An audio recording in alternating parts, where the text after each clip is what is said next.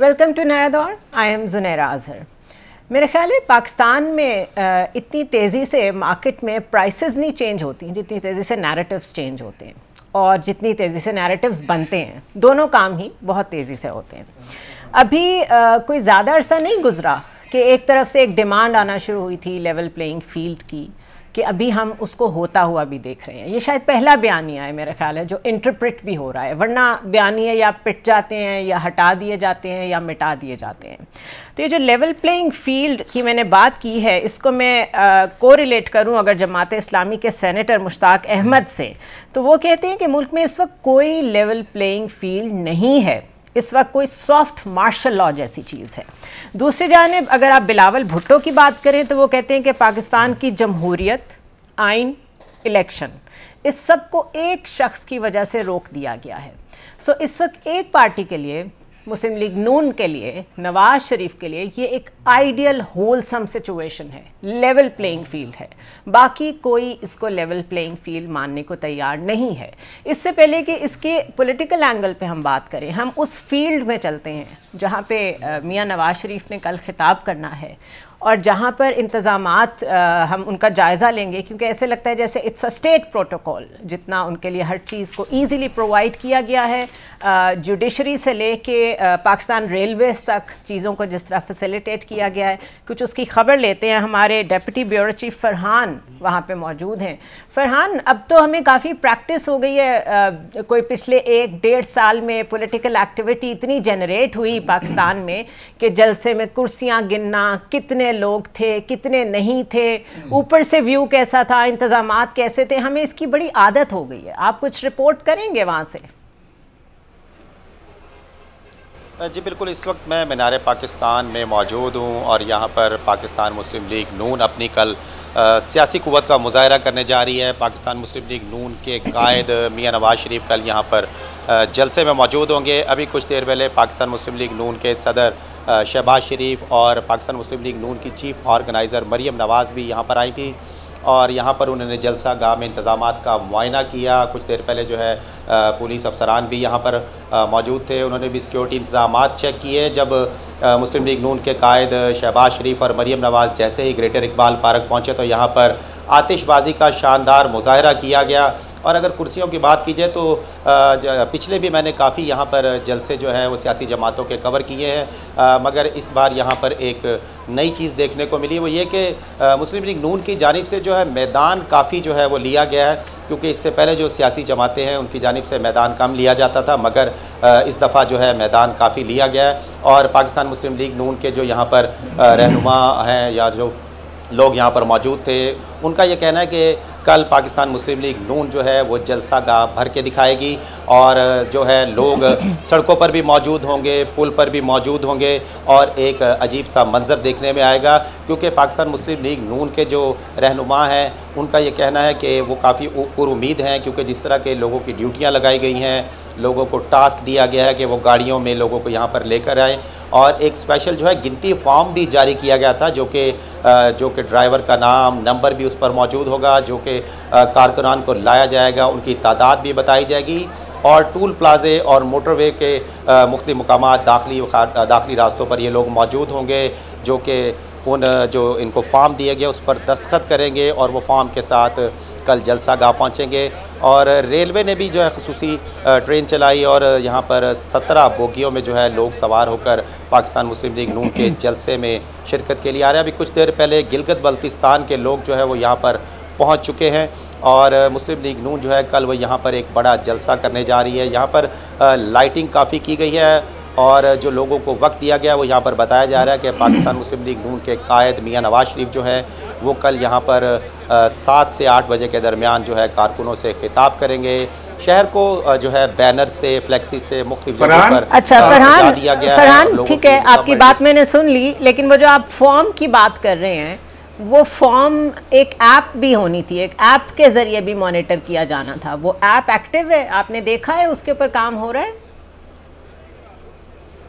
जी बिल्कुल, इनका ये कहना था कि वो ऐप भी बना दी गई थी, मगर इनका ये कहना है कि ऐप किसी वक्त जो है ऑनलाइन सिस्टम में कोई परेशानी या कोई टेक्निकल फॉल्ट आ जाए तो उसका मुतबादिल जो है वो फॉर्म भी निकाले गए और सबको फॉर्म भी दिए गए ताकि फॉर्म से भी इनकी चेकिंग की जाए और अभी कुछ देर पहले जो है दुबई में एक अहम मीटिंग भी हुई है। पाकिस्तान मुस्लिम लीग नून के कायद मियां नवाज शरीफ भी वहाँ पे उसमें शरीक थे और इसमें फरहान वो ये खबरें तो हमारे पास हैं, रहनुमाओं के साथ जो है सुबह 6 बजे दुबई एयरपोर्ट पर पहुँचेंगे और वहाँ से पाकिस्तान के लिए रवाना होंगे। फरहान मेरी आवाज़ आ रही है आपको? की जो चीफ ऑर्गेनाइजर, जी जी मुझे आ रही है। अच्छा फरहान ये बताएं, ये तो हमारे पास इतलात हैं कि दुबई में कौन कौन मिला, ये बताएं कि जो स्टेज है वो किस जगह लगाया गया है और जो मेन जलूस है वो किस समत से आएगा? जरा हम समझना चाह रहे हैं कि स्टेज का रुख किस जानिब है और जो जलूस आना है वो किस जानिब से आएगा? जी बिल्कुल, जो स्टेज का जो रुख है वो बिल्कुल जो मीनार पाकिस्तान का जो ब्रिज है उसके बिल्कुल सामने रखा गया है कि जो मीनार पाकिस्तान के साए तले जो है ये स्टेज लगाया गया है। 40 फुट लंबा और 80 फुट चौड़ा 2 स्टेज यहाँ पर बनाए गए हैं और कायदीन जो है मुख्तलिफ उनको जो है यहाँ पर नशिस्तें फराहम की जाएंगी और ख़ुसूसी तौर पर यहाँ पर बुलेट प्रूफ डाइस भी लगा दिया गया है क्योंकि साबिक वज़ीर-ए-आज़म मियां नवाज शरीफ कल यहाँ पर कारकुनों से खिताब करेंगे। तकरीबन 4 साल के अरसे के बाद वो कल पाकिस्तान पहुँच रहे हैं। और ये भी मैं आपको बताता चलूँ कि पाकिस्तान मुस्लिम लीग नून की चीफ ऑर्गेनाइज़र मरियम नवाज़ को भी खुसूसी प्रोटोकॉल मिलना शुरू हो गया है, उनके लिए ट्रैफिक भी रुकना शुरू हो गई है अभी कुछ देर पहले जब वो पाकिस्तान से निकली। Thank you so much. हम आपसे कल भी सारी खबरें लाइव लेते रहेंगे जैसे जैसे सिचुएशन आगे की तरफ बढ़ेगी। और मीनार पाकिस्तान के साए तले ये जो बुलेट प्रूफ डाइस है इस पे आ रहे हैं नवाज शरीफ एक लंबे सफ़र से इंग्लैंड से चले, सऊदी अरेबिया गए, फिर यूएई, उसके बाद पाकिस्तान आ रहे हैं। मेरा सवाल मलिक साहब आपसे ये होगा कि मुस्तकिल सुन रहे हैं ख़ुसूसी लोगों से मुलाकात की, साथ हम ये भी सुन रहे हैं कि उनकी वजह से पाकिस्तान में इन्वेस्टमेंट आ रही है, पाकिस्तान एक बार फिर से बड़ी खुशहाली के दिन देखने जा रहा है और मरीम नवाज़ ने जो कुछ कहा we don't need to repeat it. इसको इतना आउट इन दी ओपन में नहीं डिस्कस किया जा सकता कि इन शख्सियात से मुलाकात हुई, सऊदी अरेबिया में किससे मिले हैं, क्या डील हुई है, क्या इन्वेस्टमेंट्स आ रही हैं, कोई डिटेल पहले ही बता दें। इसको इतना खुफिया क्यों रखना है? और वो खुफिया रख भी नहीं रहे हैं। इनफैक्ट लंदन तक सहाफ़ी पहुँचे हुए हैं, कोई कुछ कहता है कोई कुछ कहता है, एक हाइप क्रिएट की जा रही है विच इज़ अंडरस्टैंडेबल, लेकिन उसमें से कुछ कॉन्क्रीट निकले भी तो सही। अगर आप थोड़ा सा सारी सिचुएशन को देखें तो आपको इसके सवाल का जवाब मिलेगा। अगर आप याद करें अपने हमारे आर्मी चीफ़ हैं, उन्होंने 1.5 महीना पहले जो ताजरों से मुलाकात की उसमें उन्होंने एक बात कही थी कि एक बहुत अच्छी खबर है कि फ़लाँ मुल्क से को $25 बिलियन हैं, एक मुल्क से, 2 ममालिक से उन्होंने बात की थी कि $100 बिलियन की। मैं ख़बर की हद तक आपसे ये शेयर कर रहा हूँ, ये किस्म का जो वो पहले PTA के दौर में था ना, एक 1 पेज जनरल बाजवर PTA का, ये उसी की एक फ़ोटो कापी मुझे नज़र आ रही है। एक नया 1 पेज बना है। 1 पेज ये है कि एस्टेब्लिशमेंट और नवाज शरीफ जो इलेक्शन अभी लड़ने आ रहे हैं ये उस पे काम कर रहे हैं कि आप समझ रही इनकी समझ ये है, ये मैं जो ख़बर की हद तक मुझे मिला है कि आपकी रियासत और ये पॉलिटिकल पार्टी समझ रही है कि पाकिस्तान का जो ब्लीड इस वक्त सबसे बड़ा इशू वो पॉलिटिकल से ज़्यादा इकोनॉमिक्स है। तो अगर आपके पास डॉलर नहीं होंगे, पैसे नहीं होंगे, पेट्रोल महंगा होगा, बिजली महंगी होगी, आप किसी तरह पाकिस्तान को ईज़ नहीं कर सकते। तो इसलिए ये जो सारा कुछ कर रहे हैं ये कैंपेन में, वो कहते हैं ना पंजाबी में, मुट्ठी बाद में खोलेंगे। तो ये बेसिकली अगर आप देखें इसमें मलिक रियाज से भी एक लिंक बनता है। क्यों मिले हैं मलिक रियाज? इसलिए मिले हैं, वो भी मैं आपको बता, मलिक रियाज से तो पाकिस्तान में उसका भी ताल्लुक किसी से नहीं, वो ही इज़ इन दुबई, उसका भी ताल्लुक किसी सरमायाकारी से, फिर वो बात लंबी हो जाएगी। मैं मुख्तसर ये कहना चाह रहा हूँ, गलत है या सही है आप अपनी राय रख सकते हैं। इस वक्त जो काम कर रही है ये रियासत और नवाज शरीफ, इनकी एक सिमत ये है कि किसी तरह पाकिस्तान में डॉलर लाया जाए, इन्वेस्टमेंट लाई जाए, सरमायाकारी लाई जाए, ताकि एक इकनॉमिक ईज़ की जाए। इकनॉमिक ईज़ का बड़ा डायरेक्ट ताल्लुक होता है पब्लिक सेंटिमेंट के साथ। पब्लिक सेंटिमेंट तो इन्होंने आर्मी चीफ की बात की तो वो तो उन्होंने एक अपनी काउंसिल बना दी है ऑलरेडी, वो ऑलरेडी कह चुके हैं वो अपने ज़ाती ताल्लुकात एग्जॉस्ट करेंगे, उसके लिहाज से वो सारे पैकेजेस लेके आ रहे हैं। निगरान गवर्नमेंट को भी हमने देख लिया कि वो डिलीवर कर रही है, पेट्रोल प्राइसेस नीचे गई हैं, डॉलर कंट्रोल में आ रहा है। What difference Nawaz Sharif is bringing to Pakistan? देखिए जो पेट्रोल की कीमतें नीचे आई हैं, डॉलर की कीमतें में, और ईरान का तेल जो रोका गया है, बिजली चोरों के ख़िलाफ़ जो एक सख्त एक्शन हुआ है, इसका सारा क्रेडिट तो जाता है आर्मी चीफ को।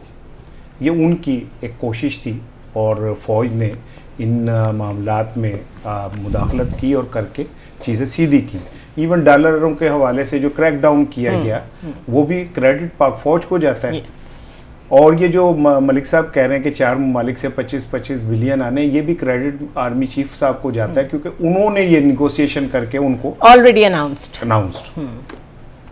अब नवाज शरीफ साहब अगर ये कहते हैं कि वो ये क्रेडिट वो लेंगे कि मैं लेके आ रहा हूँ, तो मैं नहीं समझता कि ऐसी कोई बात है, ये तो ऑलरेडी चल रहा है। हाँ, इसमें एक चीज़ है कि क्या पाकिस्तान कोई एक कारखाना है जो टेंडर पास होते हैं कि जी मैं ज़्यादा टेंडर देता हूँ तो मुझे दे दें, ये यानी कोई बंदा और कहे कि जी मैं ज़्यादा पैसे ले आता हूँ नवाज शरीफ से तो मुझे दे दें पाकिस्तान, कि मतलब जो पैसे ले आएगा पाकिस्तान उसको दे दें।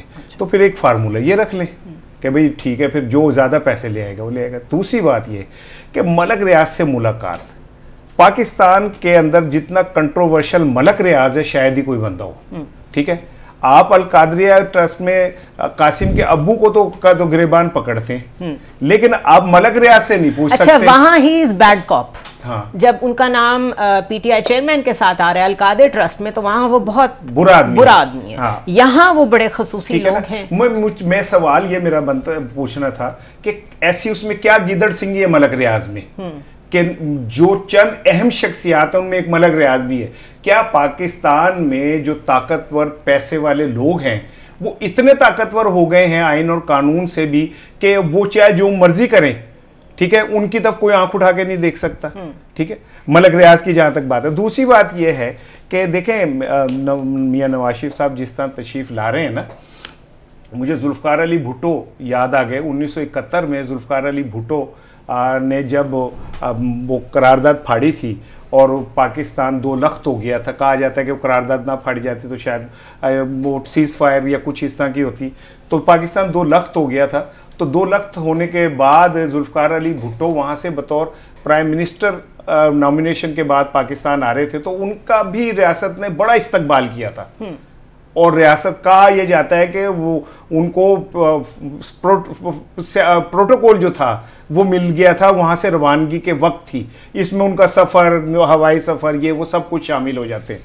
लेकिन मैंने देखा कि भुट्टो का साथ फिर जो हुआ वो भी कोई वो 2 चीज़ें नहीं है। बस एक जुमला और कहूँगा कि ये जो लोग ये समझ रहे हैं कि मियाँ साहब को उनके ऊपर फूल भी फेंके जाएंगे और गाना चलेगा पाकिस्तानी रियासत की तरफ से कि वे सब तो सोने हाय वे मन मोने, ठीक है, और वो फूल उनके ऊपर बहारो फूल बरसाओ मेरा महबूब आया है, तो मुझे कहीं ऐसा लगता है कि जैसे कहीं कोई हिस्ट्री सी ना रिपीट हो जाए कोई इस तरह का। क्योंकि मलिक साहब की इजाज़त से सब एक जुमला, क्योंकि आप जब बच्चे होते हैं ना आपके छोटे, आप उन्हें कहते हैं ये चिंग टॉफ़ी लो, ये बिस्किट लो, तुमने नंबर लेने इम्तहान में, तुम ये खाओ, तुम वो खाओ, मेरा बेटा बड़ा अच्छा है, इसको फला डील दिलवा दो।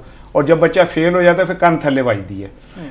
नवाज शरीफ साहब आ जाए कल परसों, मीडिया ने उन्हें बहुत चुक देना है, लेकिन जो पाकिस्तान के चैलेंजेस हैं वो कोई खाली बातों से नहीं हल होने, वो इतने इतने बड़े चैलेंजेस हैं कि वो थोड़े थोड़े पैसे लाके खजाने में डालने से हल नहीं होने, ठीक है। अभी तो आपने $20 बिलियन जो है अगले महीने देना है पूरी दुनिया का।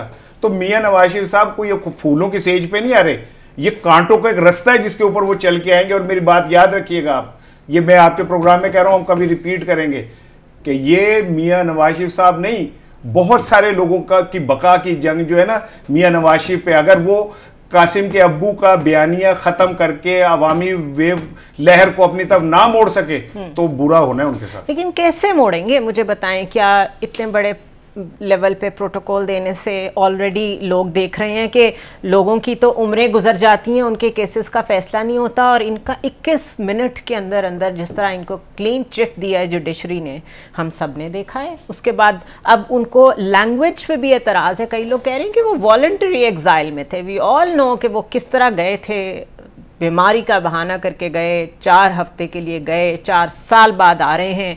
ख्वाजा आसिफ साफ कहते हैं कि आपको नहीं पता था डील है, पीपल्स पार्टी बच्ची है हमारे साथ 16 महीने बैठी रही, इनको नहीं पता था कि फिक्स्ड मैच है।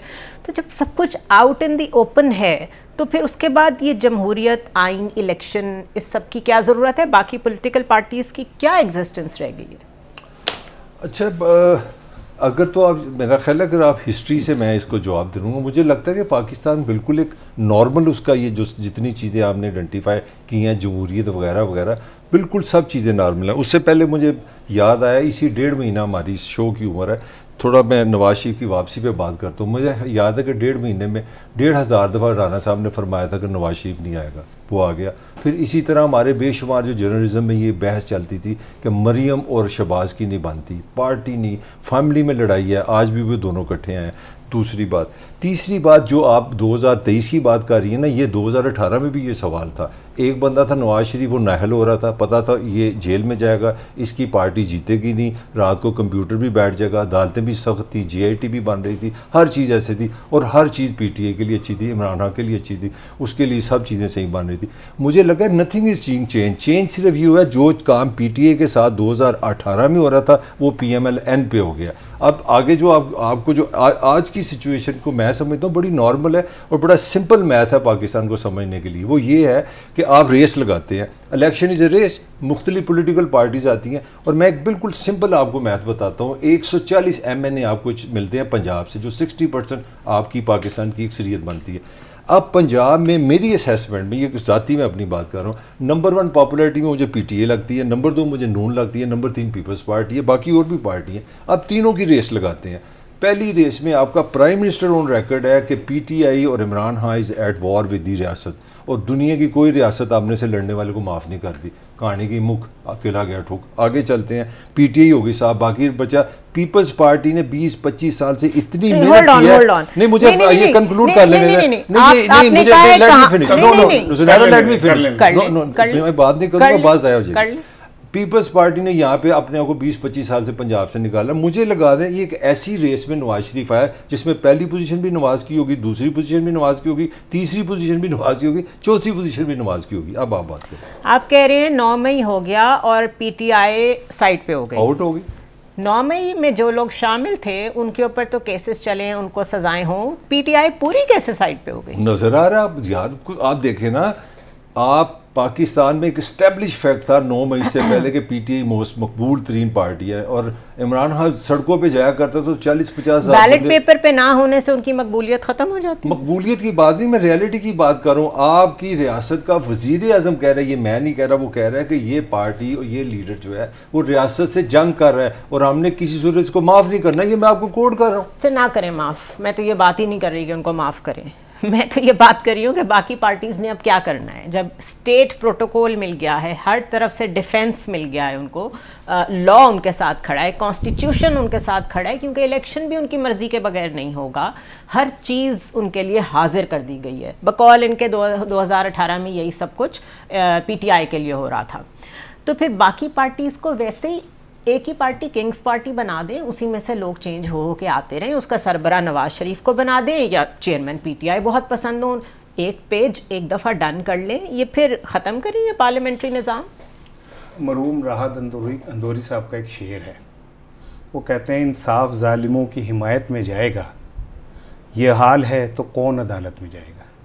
अगर अदालतें अपनी क्रेडिबिलिटी खो देंगी, जो उन्होंने खो दी हुई है, ठीक है, एक बंदा जो पाकिस्तान में मौजूद है, इमरान खान, उसकी दरख्वास्त होती है तो जज को पता है कि वो जेल में है, वो कहते हैं नहीं बायोमेट्रिक के बगैर ये दरख्वास्त कबूल नहीं होगी। एक बंदा जो 13 साल का सज़ा याफ्ता है, एब्सकॉन्डर है, इश्तहारी है, वो वहाँ से दरख्वास्त भेजता है, विदिन 25 नैब भी वहाँ मौजूद है, FIA भी मौजूद है, अटार्नी जनरल भी मौजूद है, और वो तीनों खड़े होकर कहते हैं कि लब्बैक सर, हमें कोई एतराज़ नहीं है। ठीक है, मरियम साहिबा को प्रोटोकॉल मिलना शुरू हो गया, खुसूसी ट्रेन चलनी शुरू हो गई, ईद के ऊपर खुसूसी ट्रेन चलती थी, खुसूसी ट्रेन चलनी शुरू हो गई।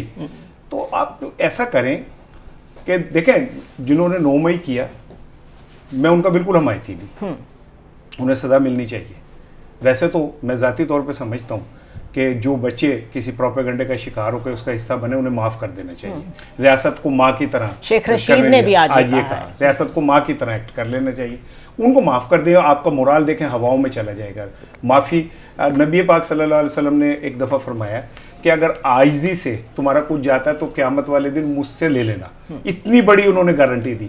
तो मैं समझता हूँ कि लेकिन अगर जिन्होंने रियासत को नुकसान पहुँचाया है, उसकी नज़रियाती असास को नुकसान पहुँचाया, उन्हें बिल्कुल सज़ा दें, मैं उनका हमायती नहीं हूँ। लेकिन ये कौन सा आप मुल्क बनाने जा रहे हैं जिसके अंदर आप कल को क्या, पाकिस्तान के मेरे ख्याल कुछ 47 लाख इश्तहारी हैं, सारे 47 लाख इश्तारी अदालतों में पहुंच जाएंगे और कहेंगे कि हमें भी ये रिलीफ दे दो, तो आप देंगे?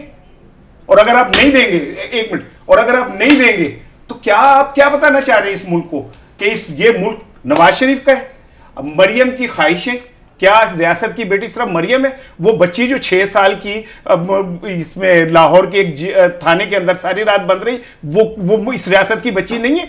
आपने इस रियासत के वसाइल, ट्रेनें चला दो, जहाज उन्हें दे दो, ऊपर से फूल पत्तियां फेंक दो, मुझे डर है कहीं गमला समेत ना कोई फेंक दे, ठीक है ना, फूल तो वो फेंक दो, है जनाब, प्रोटोकॉल दे दो। यार ये मुल्क, मेरे बाप के आबाओ अजदाद ने, 24 करोड़ लोगों के आबाओ अजदाद ने अपने जानो माल की कुर्बानियां देके बनाया था यार। इसलिए नहीं बनाया था कि इस मुल्क के अंदर मलक रियाज या नवाज शरीफ जैसे जो पैसे वाले लोग हैं वो अपनी ताकत पे, अपने पैसों के सर के, इमरान खान की सजा इमरान खान को दे, उसकी सजा 24 करोड़ लोगों को क्यों देते हैं? हाँ, मतलब मेरा पॉइंट यही है, आप जितना मर्जी कहें कि पाकिस्तान की जमहूरियत ऐसी ही है, लेकिन एक वाकया जो हो गया उसकी बुनियाद पे ट्रायल्स चल रहे हैं, हम सबको पता है चल रहे हैं, चलाएं, जिसको सजा दें, उसकी बेस पे आप वाइप आउट नहीं कर सकते पूरी पॉलिटिकल पार्टी को। उसकी बेस पे आप इलेक्शंस पोस्टपोन किए जा रहे हैं क्योंकि अभी तक उनकी सपोर्ट आपको नज़र आ रही है लोगों में। आप कब तक ये सपोर्ट गार्नर कर लेंगे? चलें, कितना टाइम चाहिए नवाज शरीफ को वापस आके ये सपोर्ट अपने हक में करने के लिए? भाई 77 में भुट्टो वाज वेरी पॉपुलर, कहाँ गया, किधर गया? 2.5 साल तो काल कोठरी में चला गया, फिर 85 में देखें क्या हुआ, फिर 88 में बेनज़ीर आई, 18 महीने के बाद फारिग।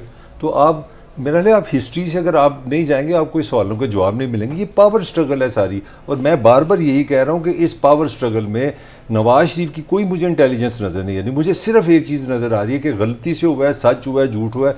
9 मई का एक ऐसा वाक़या हो गया जिससे आपका मुकाबला वो ओट हो गया, और ओट किस तरह हो गया? वो दुश्मनी आपसे नहीं बनी, वो रियासत से टकरा गया, आपकी लॉटरी निकली। सिंपल सी बात मैं कह रहा हूँ। अच्छा, सिंपल, ये सिर्फ लॉटरी निकली है, मतलब इसमें there is nothing arranged, nothing arranged. ये लॉटरी गवर्नमेंट तो 2022 अप्रैल में इमरान खान की खत्म हो चुकी थी, ठीक है। 9 मई एक और किस्सा है, गवर्नमेंट उनकी गिरा दी गई थी, ये कोalition गवर्नमेंट बन गई थी।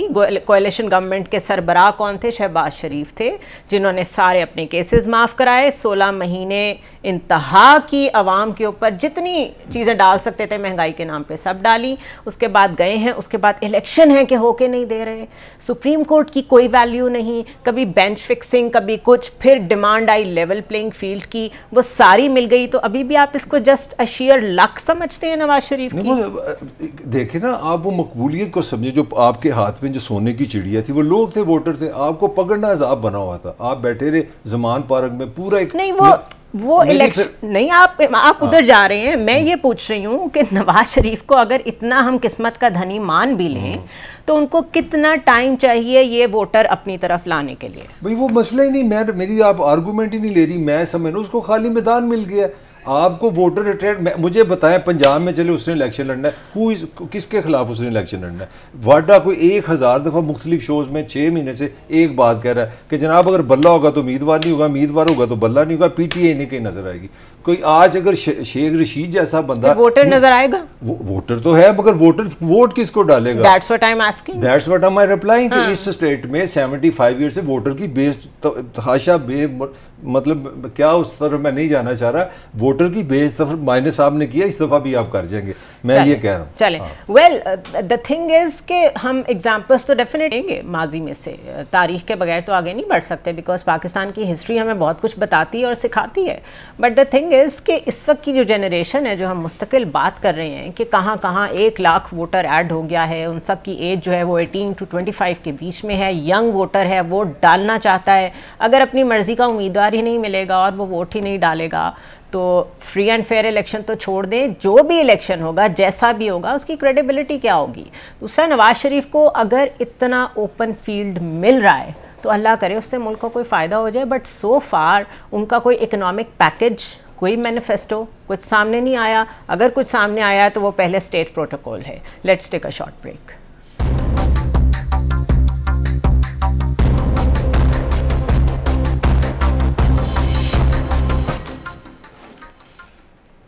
Welcome back once again.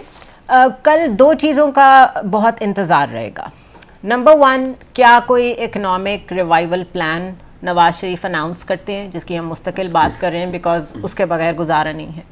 दूसरी चीज़ ये कि कौन सा 1 लाइनर या 2 लाइनर बयानिया लेके चलेंगे, क्योंकि वोट को इज्जत दो के साथ जो हुआ वो हम सब ने देखा, उसके बाद 5 लोगों का एहतसाब, उसको भी हमने देखा।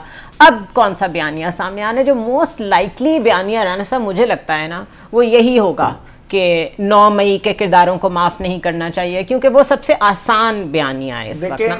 लेकिन क्या उस बयानिए की बुनियाद पे पब्लिक सपोर्ट, जो मेरा क्वेश्चन मलिक साहब से था, पब्लिक सपोर्ट गार्नर होगी?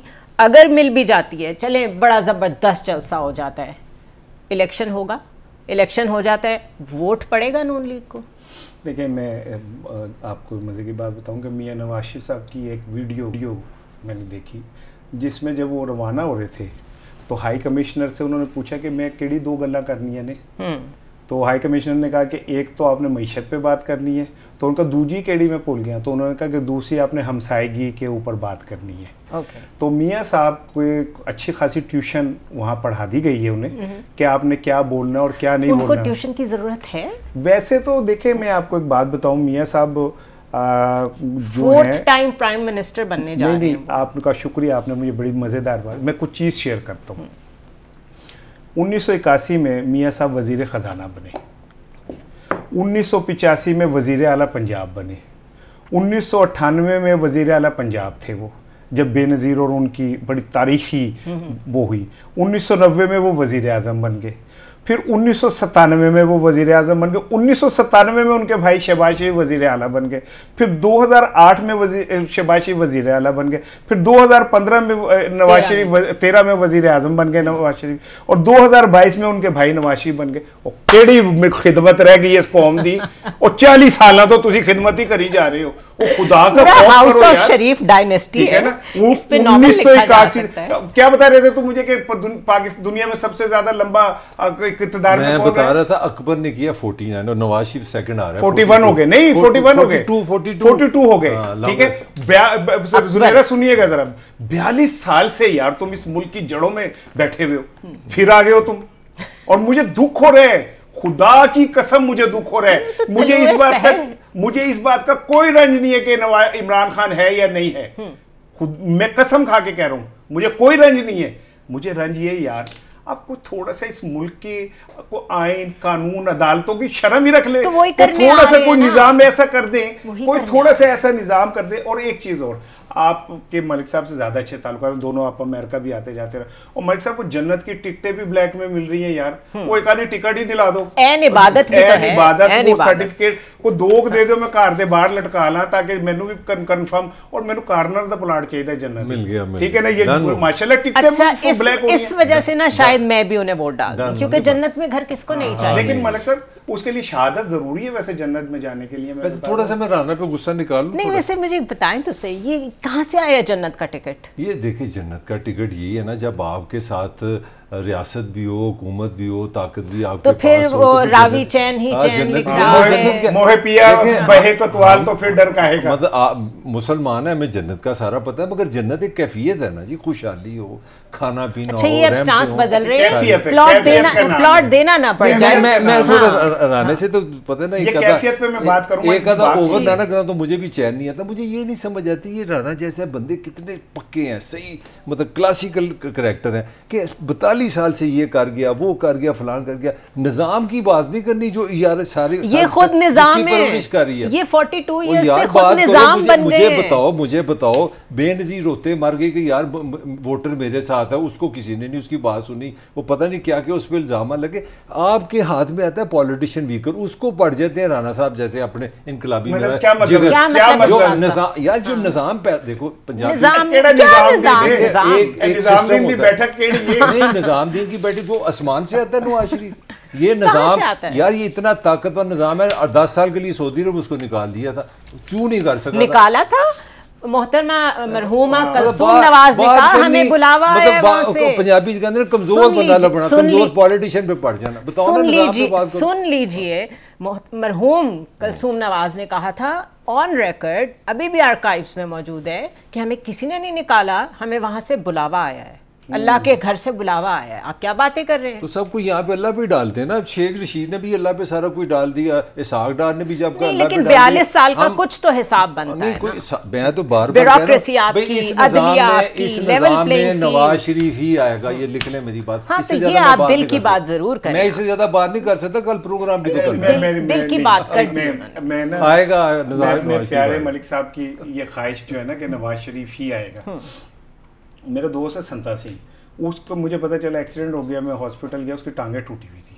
तो मैंने कहा ये क्या हुआ है? कहता है राणा साहब मैं गुजरता था तो मेरे ना रास्ते में एक संडा बंधा हुआ था, तो मैं रोज़ सोचता था कि अगर मेरी टांगें इसके सींगों में अड़ जाएं तो क्या होगा।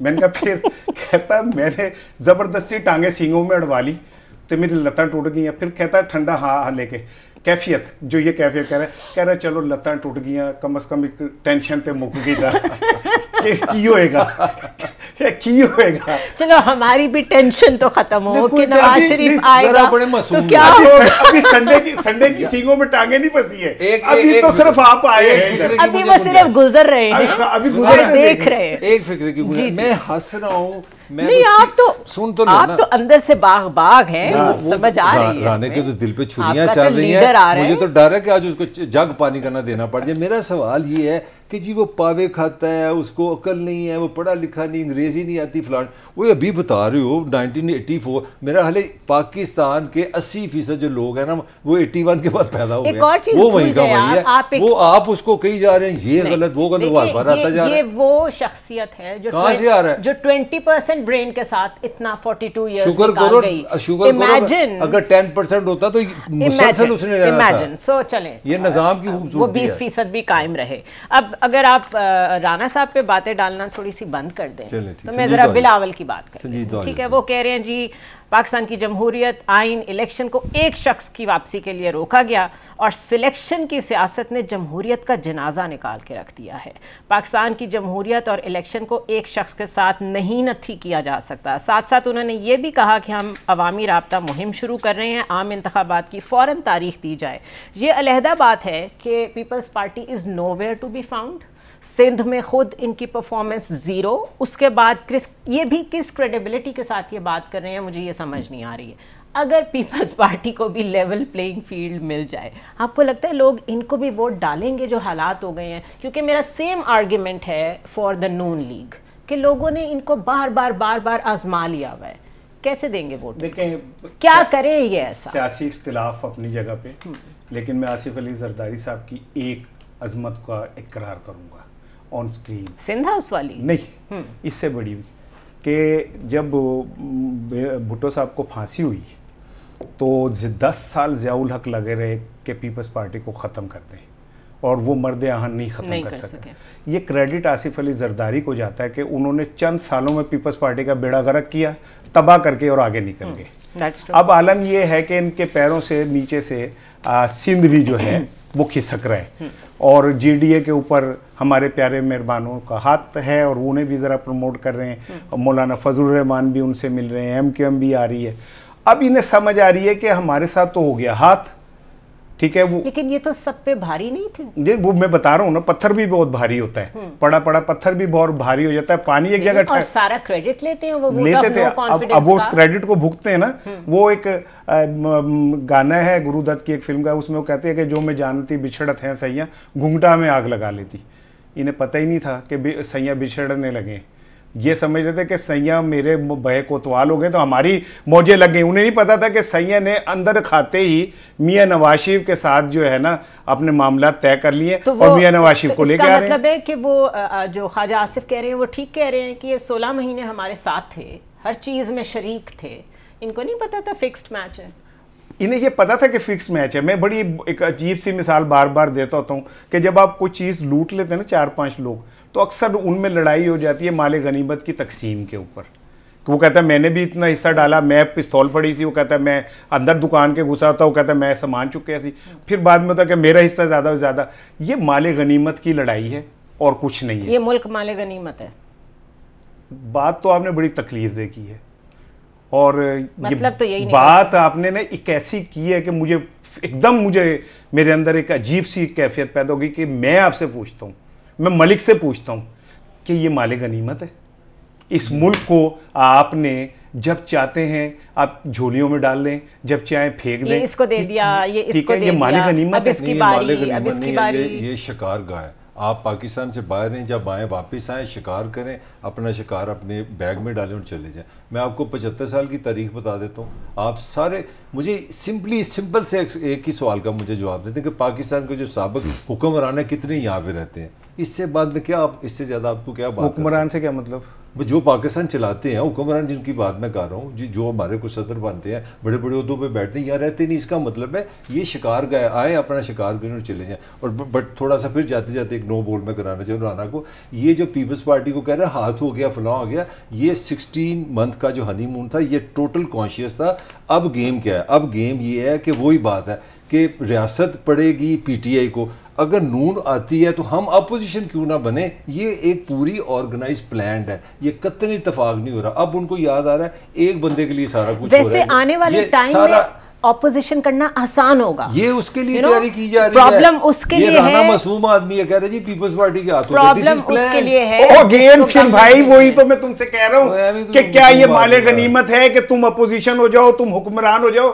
ये मुल्क, इस मुल्क के 24 करोड़ लोग, उनके वोट, उनका हक खुर इरादियत कोई मैटर नहीं कर रहा। मुल्क आप भी घूमती, मुझे दिखा दो जब नवाज शरीफ वजीर आज़म हो, 2 बेटे हो, दोनों लंदन, इमरान खान वजीर आज़म हो, 2 बेटे हो, दोनों की मिसाल गलत दे रहे हैं। मैं मिसाल, उनकी माँ जो है ब्रिटिश है और वो अपने बेटों को लेके गई तलाक के बाद। यार उसके तो ये 2 जो बड़े बेटे हैं, इन्होंने तो पाकिस्तान की दौलत कमाई है और पासपोर्ट फेंका है। बेटे पाकिस्तान में पैदा हुए, लाहौर में पैदा हुए। जब मुशर्रफ साहब जब मुशर्रफ पाकिस्तान के प्रेसिडेंट थे, एक ही बेटा था बिलाल, वो अपना मैशी, वो बॉस्टन में था, नहीं कराची में होता था, वो एक जमाने में अमेरिका भी था। मैं कह रहा ये चाह रहा हूँ कि आपके जितने हुक्मरान अपने बच्चे तक तो यहाँ रखते नहीं, ऐसे नहीं ना, गलत मिसाल ना। क्यों? हसन हुसैन तो पाकिस्तानी पासपोर्ट होल्डर थे, ये भी पाकिस्तानी लाहौर की पैदावार है यार। इस तरह ना करो। तलाक के बाद जमायत अपने बेटों को अपने साथ लेके गई, जो डील के तहत लेके गई थी, जिनके पास तो इन खरबों रुपए पाकिस्तानी जेब में डाल के कहते हैं हम पाकिस्तानी पासपोर्ट को नहीं मानते। पाकिस्तानी बच्चे तो हैं, बट हकीकत ये है कि अगर वो उनकी बेगम के ऊपर टाइल चोरी, फलानी चोरी, मतलब तलाक की वजह ये थी कि पाकिस्तान में नहीं रह पा रहे थे इकट्ठे, तो वो अपने बच्चे कस्टडी में लेके गई। और अच्छी बात है कि उनको यहाँ से, यहाँ पे उनके ऊपर आज तक अटैक्स होते हैं, रिलीजियस अटैक्स होते हैं, पाकिस्तानी थे, वो तो फिर हसन हुसैन भी हैं, वो तो फिर हसन हुसैन भी हैं। फर्क दोनों में ये है, फर्क दोनों में ये है, आप आए पर ना लेके आए मियां साहब अपने दोनों बेटों को। मैं अगर ना मियां साहब के सामने खड़ा हूं ना, तो फिर मेरा नाम हसन हुसैन, हसन हुसैन पाकिस्तानी। एक सेकंड, ओहो ये मैं भूल गई थी, दिल दुख गया मेरे यार, बहुत दिल दुखी। और अगर आंसू आए में तो टिश्यूज भी आ गया, नवाशी आ गया, मेरे ख्याल है बहुत जज्बाती हो गए। राना साहब को ब्रेक चाहिए, हम भी ब्रेक ले लेते हैं। See you after a short.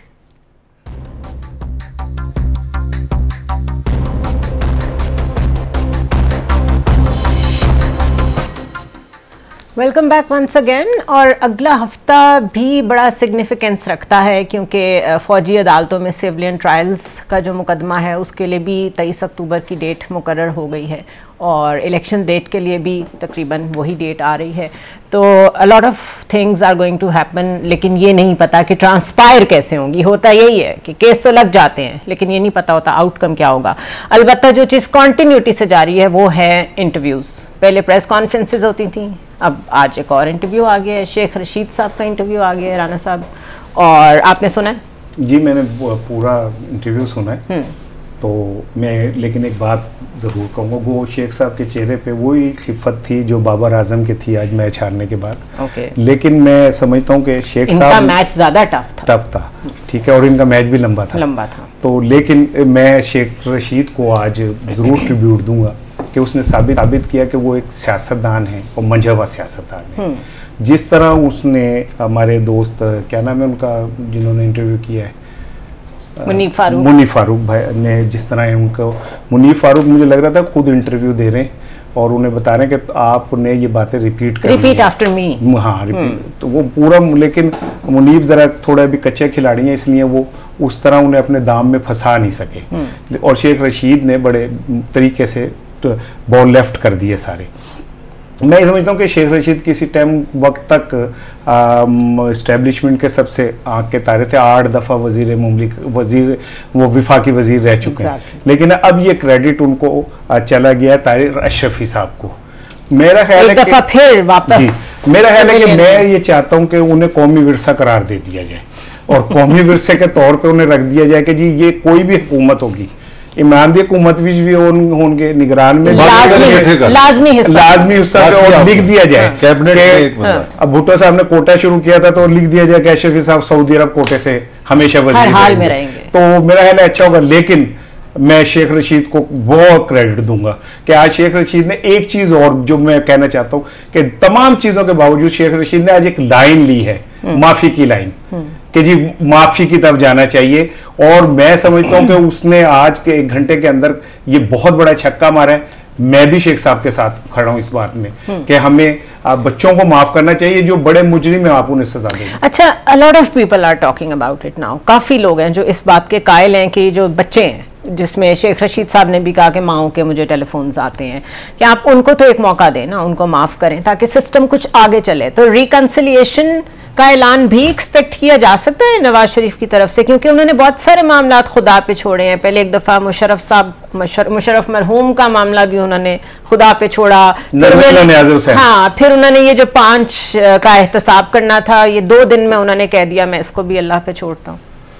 असूली तौर पे एज ए इंसान, एज ए पाकिस्तानी, मैं आपसे 100-200% दोनों से एग्री करता हूँ। बच्चे वो भी मेरे हैं, आपके हैं, पीपल्स पार्टी भी मेरी है, नून भी मेरी है, फौज भी मेरी है, पुलिस भी मेरी है। इसमें क्या बहस है? रियासत हमारी है, हम ही पाकिस्तान है ना, इसमें क्या बहस है? इसमें मैं बात नहीं करूँगा, मगर मैं बिल्कुल 180% राने से इख्तलाफ करूँगा। मैंने जितनी तेज़ी और जितनी वो क्लेवरनेस मैंने शेख रशीद में आज पाई है, I am very sorry to say that. मेरे ज़हन में वो बातें घूम रही थी, मौत मेरी महबूबा है, हथकड़ी मेरा जेवर है, जेल मेरा ससुराल है, इमरान के साथ खड़ा हूँ, हर वक्त खड़ा हूँ। इतनी खूबसूरत यू टर्न मैंने देखा है और मैं आज सीखा है मैंने, क्योंकि मैं पढ़ाता भी हूँ, लैंग्वेज पढ़ाता हूँ। हमने फौज से लड़ के गलती की, 9 मई की मनसूबाबंदी की गई, 9 मई स्याह तरीन दिन था, हमने फौज से पंगा लेके गलती की, आराम के साथ सारी FIR इमरान पे काट दी और आप मोहम्मद बन के बाहर आ गए कि मैंने तो चिल्ला काटा है और अल्लाह के नाम पे माफ़ी दे दो। इस सारे इंटरव्यू में एक ही चीज़ समझने वाली थी, ही हैज़ एक इल्ज़ाम लगा दिया कि इमरान खान 9 मई पे शामिल है, और इससे ज़्यादा क्या इल्ज़ाम लगा सकता है? मेरे ख्याल में शेख रशीद ने टोटली वही काम किया। वो किधर गई वो मौज मेरी महबूबा, और मुझे वो भी अल्फाज याद थे, बड़े अच्छे अल्फाज थे कि यार मैंने इतनी पॉलिटिक्स कर ली, अब मेरा लास्ट जो है ना, लास्ट मेरा ओवर जो है, जो मेरा मैच है इमरान के साथ है, मेरे ख्याल में आराम से अपना रास्ता लेके वो आउट हो गया। राने को यही सियासत है वैसे पाकिस्तान में, यही सियासत है और आप ही ये बात कहते हो, सही कह रहे हैं, यही सियासत नहीं। देखिए मेरी बात, फिर नवाज शरीफ वाला होना, फिर शेख रशीद भी नवाज शरीफ हुआ ना, बात यह है कि आज उसने जिस प्रेशर के अंदर इंटरव्यू था, उसके अंदर हालात में था, उसमें शेख साहब ने फिर भी दूसरों की निस्बत सताकत अब्बासी उस्मान और फरूख हबीब की निस्बत उसने फिर भी एक थोड़ा सा रख रखा और वो रखा। लेकिन मैं सिर्फ सुनहरा एक बात, ये जो ये कह रहे हैं ना कि मैं मौत मेरी महबूबा ये वो, तो जब क्या था कि जरदारी को मैं सड़कों पे घसीटूंगा और अगर मैंने ये ना किया तो मेरा नाम शहबाज शरीफ नहीं, और जब नवाज शरीफ ने कहा था ये अंग्रेजों के कुत्ते नहलाने वाला भुट्टो, और बेनजीर को कहा था सिक्योरिटी थ्रेट, और फिर बेनजीर को कहा था मेरी बहन, और फिर नवाज उसे भुट्टो को कहा था शहीद, और शहीद के जो फांसी देने वाला था उसको रूहानी बाप कहा था।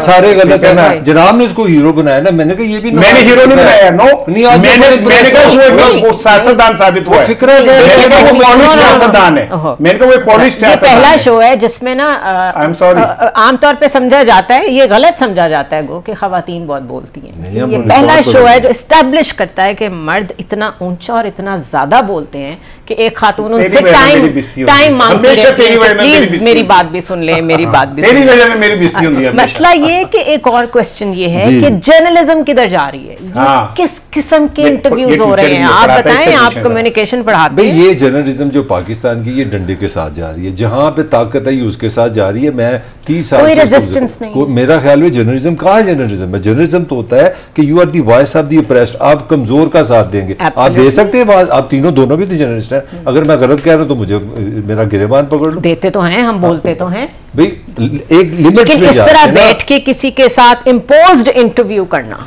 देखें, ये कोई जर्नलिज्म, ये जर्नलिज्म है ही नहीं। मैं वही तो कह रहा हूँ कि ये एक नया स्टाइल आ गया कि मैंने 40 दिन चिल्ला काटा, मैं अपना गवादर चला गया, मैं स्वाद चला गया, मैं गिलवे चला गया। उधर वो शाहिद एक्टर शाहिद के घर आ गए एकदम से। अच्छा, वो बाल उड़े हुए हैं, परेशान हाल है, लेकिन आप वो शाहिद साहब के घर गए हैं एकदम से, कैमरे भी लगे हुए हैं, इंटरव्यू भी हो गया, सदाकत अब्बासी है, वैसे शक्ल और मेकअप के बाद और, ये क्या हो रहा है? मैं एक फिक्रा, दुनिया की सारी रियासतों के लिए सबसे बड़ी जो बात होती है, सबसे बड़ी उसका सिटीजन का गुम होना। और यार, एक यहाँ पे इतने बड़े बड़े वजीर हैं, ये पाकिस्तान की तारीख का सबसे बड़ा मिनिस्टर है, मेरा हाल 9-10 दफा फेडरल मिनिस्टर है, 40 दिन पता ही किधर नहीं है, रियासत कहाँ है, कोई FIR कहाँ गया, किधर से है। और वो जर्नलिस्ट उस शख्स से ये नहीं पूछता आप कहाँ थे, आप किस हाल में थे, आप यहाँ तक कैसे पहुंचे, वो सीधा पॉलिटिकल इंटरव्यू करना शुरू कर दिया। और आप आगे क्यों? सबसे बड़ा सवाल। मलक और मैं, चूंकि हमारा थोड़ा सा चीजें बचपन माजी एक तरह का ही है, हम ना कभी जब पेपर होते थे तो बूटियां लेके जाते थे, वो जवाब, बूटियों को हम कहते थे जवाब, वो कोई यहाँ लगाई हुई है, कोई यहाँ। मैंने अक्सर देखा कि वहाँ पे ना इम्तिहान सेंटर में कई लड़के कहते हैं मेरे को जवाब है, मैंने पता नहीं सवाल केड़ा है सी, ठीक है ना। तो मुझे फारूक आज मुझे वो बच्चा लगा जिसके बाद जवाब तो थे, उसे ये नहीं पता था सवाल क्या है इसमें। हो सकता है इस तरह के इंटरव्यूज कंडक्ट करके आप कोई बहुत बड़ा नाम अपना बना लें, लेकिन लोग और कैमरा, ये दो चीज़ें डिसाइड कर देती हैं कि क्या क्या है, और इनके फैसले गलत नहीं होते, इनके फैसले को कोई चैलेंज नहीं कर सकता। जर्नलिज्म इतना कॉम्प्रोमाइज्ड अगर होता चला जाएगा तो फिर आम लोगों की आवाज़ कौन बनेगा। दूसरा, तकरीबन कोई 1100 मेरा ख्याल है असातिज़ा की फौरी रहाई का हुक्म दे दिया है, तो बड़ी मेहरबानी की है निगरान गवर्नमेंट ने। और निगरान गवर्नमेंट ने जो अपने मैंडेट की धज्जियां उड़ाई हैं, उसके ऊपर अगर मैंने बात शुरू की तो प्रोग्राम 1 घंटे का और हो जाएगा। कल इस पर मज़ीद बात करेंगे। सी यू टुमारो।